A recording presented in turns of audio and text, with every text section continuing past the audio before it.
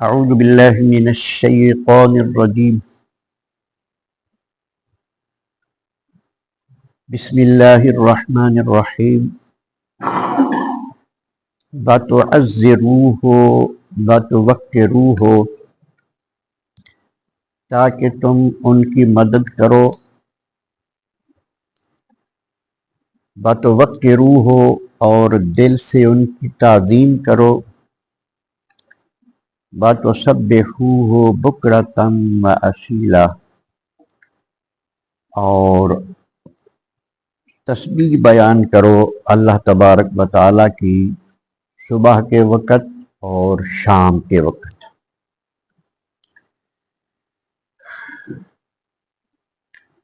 سورہ فتح کی آیت نمبر 9 ہے، جس کے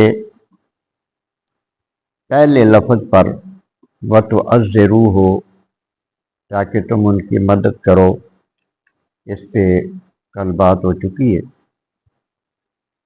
آج اللہ تبارک و تعالیٰ کی توفیق سے وَتُوَقِّرُوهُ کی تفسیر بیان کی جائے گی۔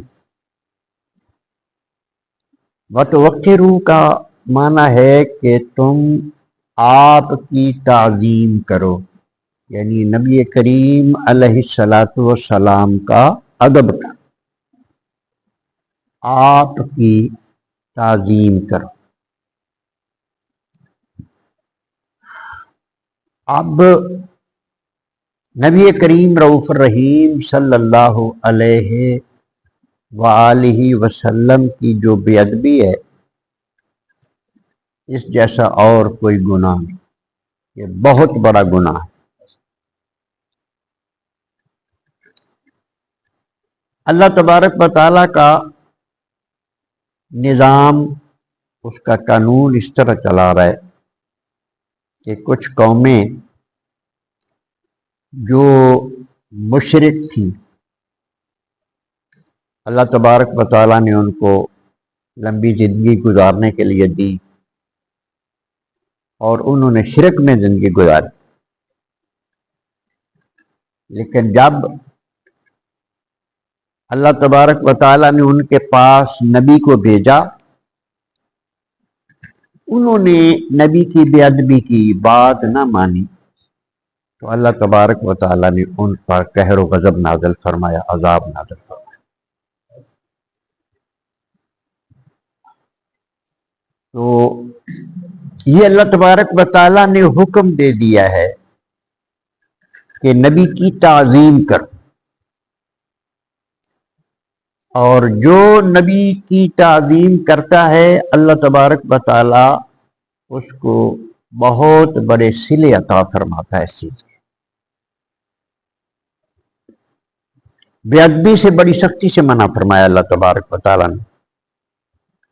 پہلے پارے میں آیت مبارکہ ہے، اللہ نے ارشاد فرمایا، یا ایھا الذین آمنوا لا تقولوا راعنا، اے ایمان والو راعنا نہ کہا کر۔ نبی کریم رؤوف الرحیم صلی اللہ علیہ وسلم جب مکہ سے ہجرت کر کے مدینہ طیبہ میں تشریف لائے تو آپ کی مجلس میں صحابہ کرام بھی تشریف فرما ہوتے تھے، اور ہر قسم کے لوگ، یہود بھی آ کر بیٹھ جاتے تھے، منافقین بھی ہوتے تھے یہاں۔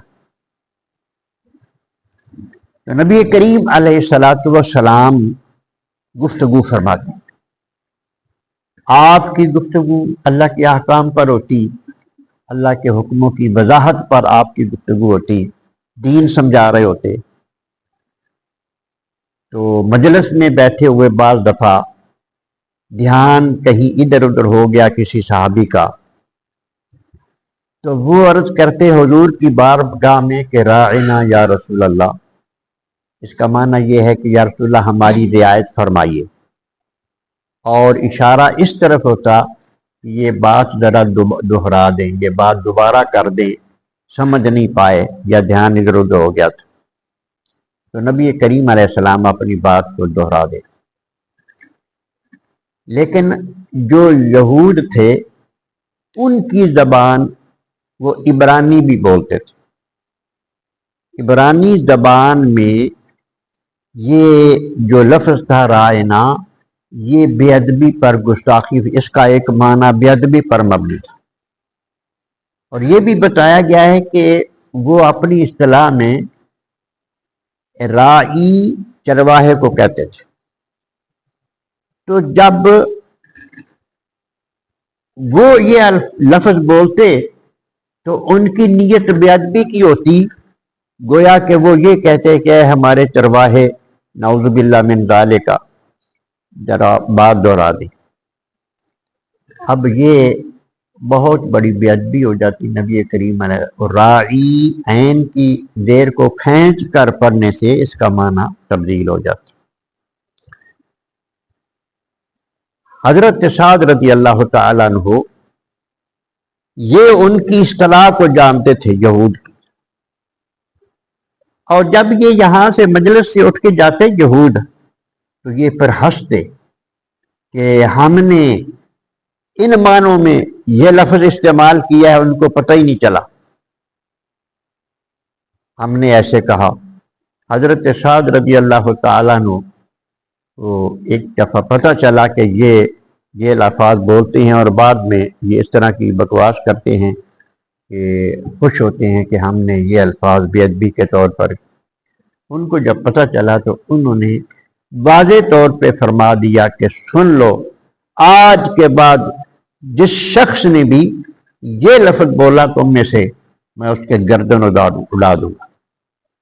پھر اس نے وضاحت کی مسلمانوں کے سامنے کہ یہ بے ادبی پر مبنی ہے یہ اس کا ایک.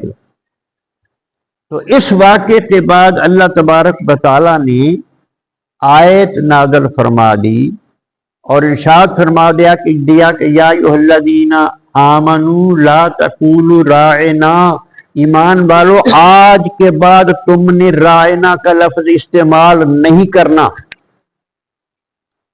یہ نہیں فرمایا کہ بے ادبی کی نیت سے نہ کرنا، ویسے کرنا، یہ نہیں فرمایا. اللہ نے فرمایا جس میں سے کوئی معنی بے ادبی کا نکلتا ہو، خبردار میرے محبوب کے لیے تم وہ لفظ استعمال نہیں کر سکتے. اور فرمایا وقول انظرنا، جب ضرورت پیش آئے تو پہلے تو صحابہ کرام کا یہ طریقہ تھا کہ رائنا یا رسول اللہ، یا رسول اللہ ہماری رعایت فرمائیے. اللہ نے حکم دے دیا کہ رائنا کا لفظ استعمال نہیں کرنا.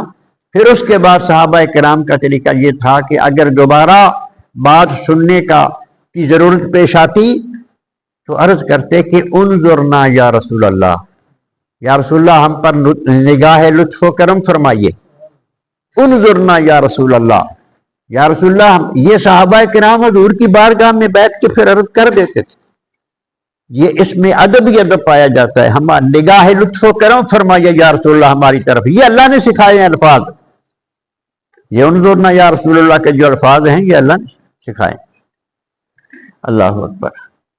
پھر اس کے بعد صحابہ کرام نے آگے اللہ تبارک و تعالیٰ اس پہلے اس پارے کی آیت میں ارشاد فرماتے ہیں کہ واسمعوا، اور میرے محبوب کے صحابہ جب مجلس میں بیٹھے ہوتے ہو تو غور سے سنا کرو. یہ نوبت ہی کیوں آتی ہے کہ میرے محبوب گفتگو فرما رہے ہوتی ہیں اور تمہارا دماغ کہیں اور چلا جاتا ہے. غور سے سنا کرو، تمہاری توجہ ادھر ادھر نہیں ہٹنی چاہیے. وَلِلْكَافِرِينَ عَذَابٌ مُّهِينٌ. اس آیت کے آخر میں یہ الفاظ فرما دیے کہ کافر کے لیے دردناک عذاب ہے. اس کا مطلب اسی آیت میں اللہ نے یہ فرما دیا کہ جو کسی طرح کی بے ادبی کا مرتکب ہوتا ہے وہ مسلمان نہیں رہتا، وہ کافر ہوتا ہے. جب کافر ہو جاتا ہے تو اللہ تبارک و تعالیٰ اس کو سخت عذاب دیتا ہے. اور سورہ حجرات کی آیت میں اللہ پاک نے ارشاد فرمایا یا ایھا الذین آمنوا لا ترفعوا اصواتکم فوق صوت النبی. اے ایمان والو، نبی کی آواز سے تمہاری آواز اونچی نہیں ہونی چاہیے. لا ترفعوا اصواتکم، نبی کی آواز سے تمہاری آواز اونچی نہیں ہونی چاہیے. اگر تمہاری اونچی آواز اونچی ہو، ولا تجہروا لہ بالقول کجہر بعضکم لبعض، جس طرح بے تکلفی سے تم ایک دوسرے کو بلا لیتی ہو، خبردار میرے محبوب کو اس طرح بے تکلفی سے نہیں بلا سکتے۔ انتہا درجے کا ادب۔ اب علماء نے اس بات کی وضاحت کی ہے کہ آپس میں ہم ایک دوسرے کا نام لے کر بلا سکتے ہیں نا، لہذا اس کے بعد صحابہ کرام نے یا محمد کا لفظ استعمال کیا، یہ حضور کا نام ہے، یا رسول اللہ، یا نبی اللہ۔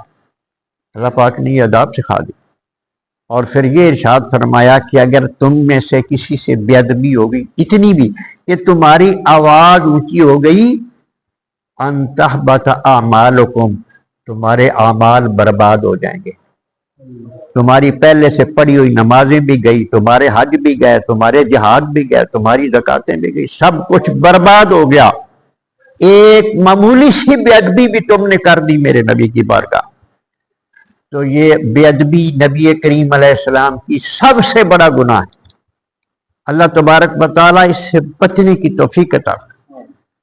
یہ سب سے بڑا گناہ ہے، اس لیے کہ ارشاد فرمایا کہ من سب نبی فاقتلوہ، یہ حکم دے دیا کہ جو نبی کریم علیہ السلام کو گالی دے، آپ کی توہین کرے، اس کی گردن اڑا دو، سزائے موت ہے۔ وہ مرتد ہو جاتا ہے نا، جو نبی کی بے ادبی کرے وہ مرتد ہو جاتا ہے، اور مرتد کی سزا جو ہے وہ سزائے موت ہے۔